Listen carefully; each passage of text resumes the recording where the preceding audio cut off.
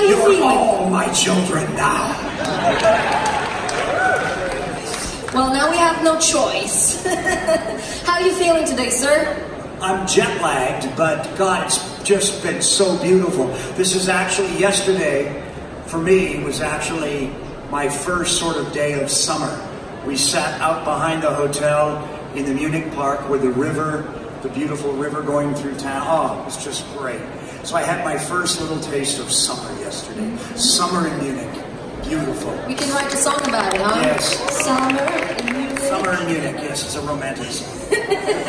All right, sir. From me, I'm going to ask you 2 questions because then I think the audience has some questions for you too. All right. So for me is, I've heard that if it wasn't for you, there would be no Star Wars as we know them. Well, that's not true. There would be a Star Wars. I think what you're referring to is, years ago in the 1970s, I was a very traditional actor. I always played as he was under contract to Francis Ford Coppola. So I dressed in an old military shirt and tight military green jeans, and I had a pair of old boots on, army boots, and I wore a pair of fake dog tags, and I went in for the role, and I didn't get it. I was too old to play the surfer. They wanted somebody that really was extra young. But they looked at me, and I was 170 pounds of surfer muscle then, and I had long blonde hair, and they said, you know, they're having trouble with a part across the hall. Tom Selleck had just turned down the role of Han Solo. They wanted Han Solo to be older, like an uncle that comes for the holidays and maybe lets the kids drink a little wine. The cool older uncle. And so they went to see me across the hall. They looked at me for 5 minutes for Han Solo. But they didn't want me. They thought I was wrong for the part. But it probably had something to do with the way I was dressed. While I was in the office, I picked up the audition sides for Luke Skywalker. I think I was going to I thought maybe I can come back and read for Luke Skywalker, but I took the audition sides. I took them home with me. I jumped in my old beat-up Datsun sports car and I drove back over the hill. And I went into my apartment, and there on my couch, watching a rerun of the Mary Tyler Moore Show, halfway through a 6-pack of Heineken, was Mark. And I said, you know, Mark, you might be right for this. And Mark got on the phone and called his agent, and the rest is history. Thank you very much. So that's the true story. But then again, imagine John part in Rocket Man. At one time, it was supposed to be Tom Hardy, and it just took them so long to make it. And he just ate what they call aged out. He got too old looking. Yeah, fair enough. Although I don't know any girls that think Tom Hardy's too old. Never. All right, so the second question I have for you, are there any new projects you're working on right now? I think you guys know about most of my new stuff. The only one that I want to tell you about is I'm getting ready to host a new show for the Travel Channel called Shadows of History, and it's really strange, occult, dark things that happened in America in the last 200 years that were reported in a newspaper. So instead of it just being an urban legend, another one of my movies, instead of it just being an urban legend or a rumor or gossip, it's actually something that was reported on in a newspaper in America by a journalist. So it has that sort of journalistic standard of who, what, when, where, and how, and 2 sources that are attributed to it. But some of them are very strange, like deaths that were suspected of being by a gang of vampires in like 1890 in Pennsylvania. They found people with bite marks on their necks. Just really great, weird stuff like that. And I have to go shoot my on-camera stuff, and then they're shooting a lot of the stuff on location now, and then I'll do the narration for that. So I'll probably be busy with that all through July. I guess now we should open it up for questions. Yes, please. He was a director at Yale, our great drama school on the East Coast.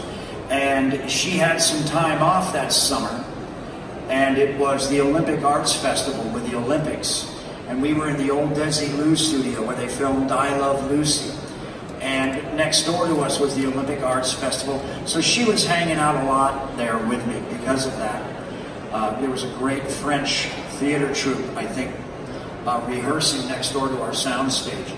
But she saw Johnny, and she said, she saw him for 30 seconds. She said he's going to be a star. And Johnny got the part because Wes Craven's teenage daughter threatened to run away from home if he didn't cast Johnny, because she said she couldn't believe how cute he was. But Johnny was he was like a musician. He was very rock and roll. He was in a band, and if you guys remember that moment of time, there was a kind of blend and crossover between rockabilly and punk rock. Remember the Stray Cats? They were very big. There was a great group in LA playing then called Levi and the Rockettes. And it was this sort of speeded up kind of country rockabilly, Jerry Lee Lewis sound combined with punk rock. And Johnny, that was his look. You know, he had the perfect Elvis hair. Oh, his hair was perfect. Like the record. He might be watching. I would watch. Yeah, no, he had like perfect hair, and I used to envy his hair, and he wore like the kind of Palm Springs Don Loper, those shirts like Kramer wears on Seinfeld, buttoned all the way up, and then he would wear stovepipe black Levi's, and he had Beatle boots. So he was like really like a rock and roll guy. Very polite. He called me sir. He called all the girls ma'am, you know, and he called the producer ma'am. And we had to say, Johnny, don't stop calling me sir. You're making me feel old. Because he was a kid, and that was his first film. So he wasn't hard to work with. No, but the only thing was he was real polite.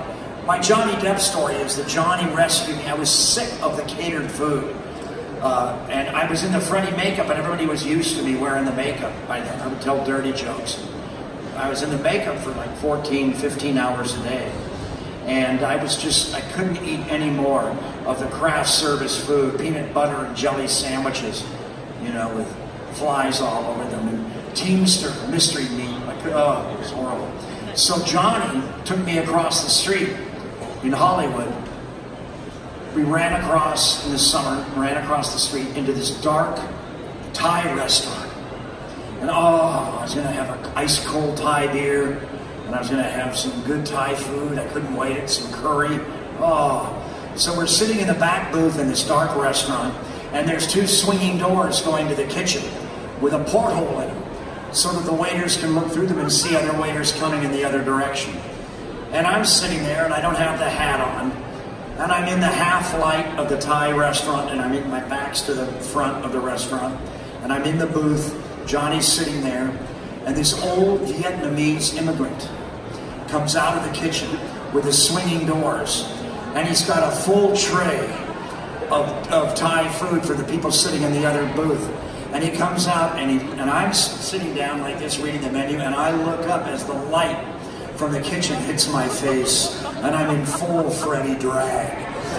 And this poor old man saw me, and he crapped his pants, lost the tray, all the food and the bowls and the covers hit the floor and the silverware, and he ran into the kitchen, and we never saw him again. I think he's still right. I feel terrible. And that was a great lesson, to know that I couldn't just wear the makeup out in public, you know, because I could really, you know, potentially scare somebody. But it was also a good test for me. I realized I was still scary. That's all. And Johnny Depp picked up the check.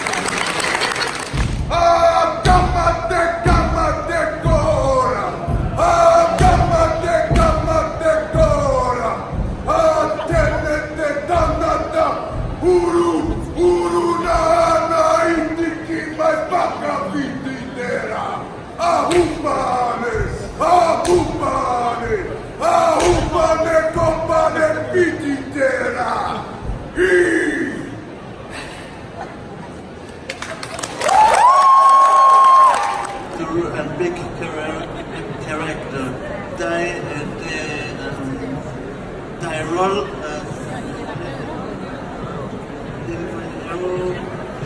be behind group the role impressed me. Thank you. To please speak.